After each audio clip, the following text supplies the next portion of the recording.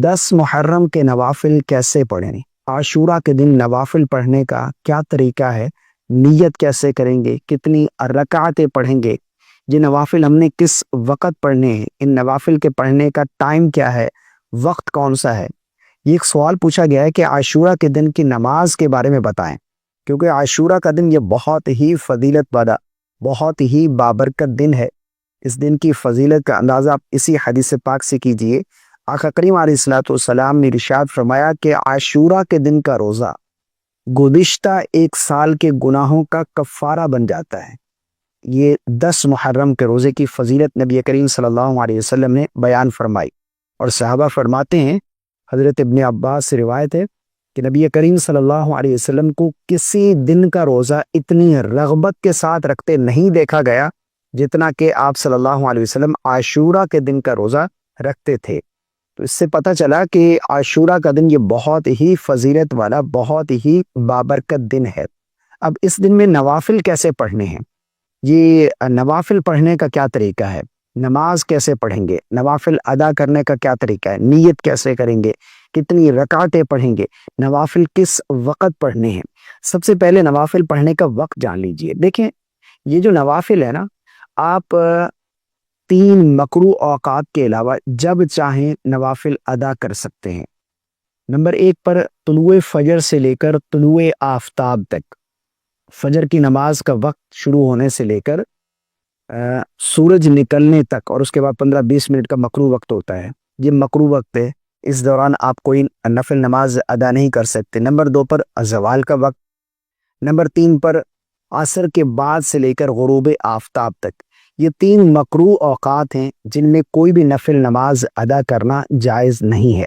اس کے علاوہ جب چاہیں آپ نوافل ادا کر سکتے ہیں۔ اچھا، نفل پڑھنے کیسے ہیں؟ دیکھیں، سب سے پہلے آپ نے نیت کرنی ہے۔ نیت کیا ہے؟ نیت اصل دل کا پختہ ارادہ ہے۔ آپ نے دل میں ارادہ کر لیا کہ میں 2 رکعت نفل ادا کر رہا ہوں، 4 رکعت، 10، 12 اکٹھی بھی کرنا چاہیں کر سکتے ہیں، ٹھیک ہے نا۔ نیت کرنے کے بعد آپ تکبیر تحریمہ کہہ کر نماز شروع کریں گے، ٹھیک ہے نا۔ تکبیر تحریمہ اللہ اکبر کہہ کر ہاتھ مان لیے۔ اب سب سے پہلے آپ ثنا پڑھیں گے، مکمل ثنا، یعنی بعض لوگ ثنا سے پہلے اعوذ باللہ اور بسم اللہ پڑھتے ہیں، یعنی نماز شروع کی اللہ اکبر، اعوذ باللہ من الشیطان الرجیم، بسم اللہ الرحمن الرحیم، سبحانک اللہم و بحمدک۔ یہ غلط ہے۔ نماز شروع کی اللہ اکبر، سب سے پہلے آپ ثنا پڑھیں گے، سبحانک اللہم و بحمدک و تبارک اسمک۔ کوئی بھی نماز آپ پڑھیں، چاہے فرض ہیں، نوافل ہیں، سنت ہیں، سنت موقدہ، سنت غیر موقدہ، جو بھی نماز آپ ادا کر رہے ہیں، سب سے پہلے ثنا پڑھیں گے۔ ثنا پڑھنے کے بعد تعوذ اور تسمیہ، اب اعوذ باللہ اور بسم اللہ پڑھیں گے۔ اس کے بعد پھر سورہ فاتحہ کی تلاوت کریں گے، الحمدللہ رب العالمین سے لے کر غیر المغضوب علیہم ولا الضالین، مکمل سورہ فاتحہ۔ سورہ فاتحہ پڑھنے کے بعد پھر کوئی سورت تلاوت کریں گے، جو بھی آپ کو سورتیں یاد ہیں ان میں سے کوئی ایک سورت آپ تلاوت کر لیں۔ مان لو آپ کو سورہ اخلاص یاد ہے، قل هو اللہ احد، آپ یہی سورت تلاوت کر لیں۔ اس کے بعد رکوع کریں گے، رکوع کی تسبیح پڑھیں گے، سبحان ربی العظیم، پھر رکوع سے کھڑے ہوں گے، ربنا ولک الحمد۔ اس کے بعد دونوں سجدے کریں گے، سجدے کی تسبیحات پڑھیں گے، سبحان ربی الاعلی۔ پھر دوسری رکعت میں کھڑے ہو جائیں گے۔ تو جب دوسری رکعت میں کھڑے ہوں گے تو سب سے پہلے ہم نے بسم اللہ شریف پڑھنی ہے، سورہ فاتحہ نہیں، بسم اللہ پڑھیں گے۔ اس کے بعد پھر سورہ فاتحہ کی تلاوت کریں گے، پھر کوئی سورت ملائیں گے، اس کے بعد رکوع کریں گے، دونوں سجدے کریں گے، قاعدہ بیٹھیں گے، تشہد، درود اور دعا پڑھ کر دائیں بائیں سلام پھیر دیں گے۔ تو یہ نوافل پڑھنے کا بالکل سمپل سا طریقہ، جس طرح 2 رکعت ادا کی جاتی ہیں اسی طریقے سے پڑھیں گے۔ اس میں نیت جو ہے ہم نے نفل نماز کی کرنی ہے۔ اچھا، بہت سے لوگ یہ پوچھ رہے ہیں کہ عاشورہ کے دن کی نماز کون سی ہے؟ دیکھیں، کوئی بھی خاص نوافل، کوئی بھی خاص نماز عاشورہ کے دن کی نہیں ہے۔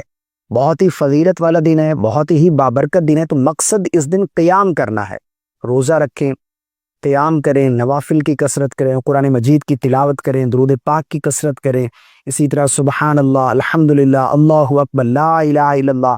تو مقصد جو ہے وہ عبادت کرنا ہے اس دن میں۔ تو ہم نے نوافل کی کثرت بھی کرنی ہے، نوافل پڑھ کر پھر اس کا جو ثواب ہے وہ ایصال کریں، اپنے مرحومین کو، شہدائے کربلا کی جو ہے وہ بارگاہ میں اس کا ثواب پیش کرے۔ تو یہ بالکل جائز ہے، ٹھیک ہے نا۔ تو یہ نوافل پڑھنے کا بالکل آسان طریقہ ہے، کوئی خاص نماز، کوئی 10 محرم کی نہیں ہے کہ کوئی خاص نماز ہے. یہاں صلاۃ و تسبیح بھی آپ پڑھ سکتے ہیں. اس دن صلاۃ و تسبیح کا وقت ہوتا ہے, نوافل کی کثرت کی جاتی ہے, ایک رجحان ہے آپ کے لیے عبادت کرنے کا. اب صلاۃ و تسبیح پڑھ لیں.